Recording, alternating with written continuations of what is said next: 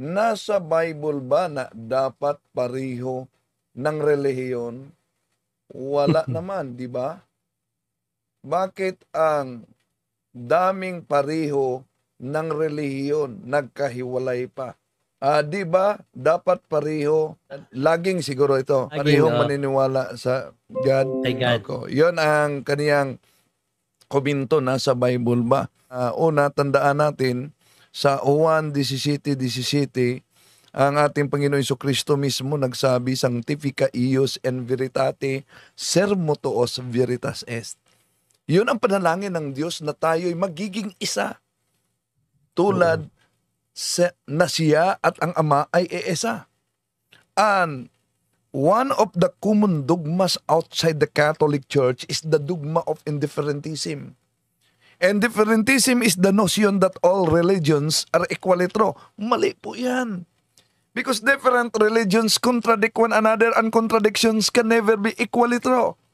Tandaan natin, kung iba't iba ang ating relihiyon, lalo na sa pagiging pamilya, paano natin mapasunod ang ating mga anak sa tamang landas at tamang doktrina?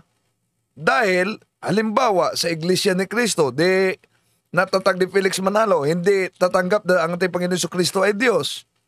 Pagkatapos, sa Katoliko, ang ating Panginoon Jesucristo, tunay na Diyos at tunay na tao. So, malilito ang mga anak niyan. Kaya, paalala sa unang Juan Kapitulo 2, 18-19, na lalabas talaga ngayon sa ating panahon yung mga antikristo. Yun ang mga humihiwalay sa ating pananampalataya upang makilala na sila'y hindi kasama natin. Kung meron mang mga kapariho, halimbawa Katoliko, kapariho sa pananampalataya ngunit nagkahiwalay pa, marami talaga. May mga ganon.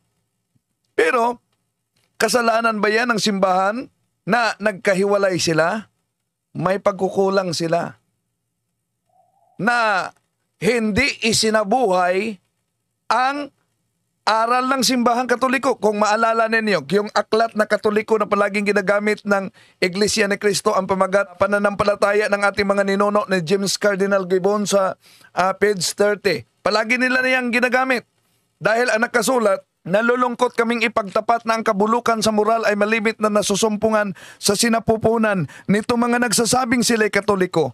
Di natin may ipipikit ang ating mga mata sa harap ng katotohanan na marami sa kanila ang di nabubuhay ayon sa pinag-utos ng kanilang iglesia, kundi bagkos nagiging sanhe pa ng kalungkot-lungkot na iskandalo. Dapat ang iskandalo'y dumating, ngunit sa aba nila'y nagiging daan ng mga ito.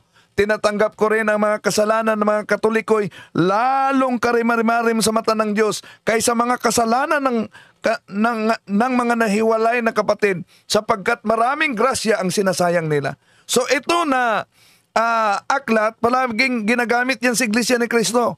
At gusto nilang ipalitaw na inaamin ng otoridad Katoliko, Cardinal Gibbons, bulok na ang moralidad sa mga Katoliko.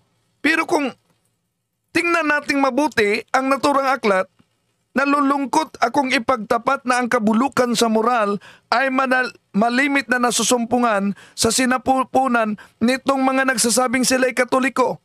Di natin maipipikit ang ating mga mata sa harap ng katotohanan na marami sa kanila ang di nabubuhay ayon sa ipinag-uutos ng kanilang iglesia. So, bakit nagiging bulok? Dahil hindi namumuhay sa utos ng iglesia.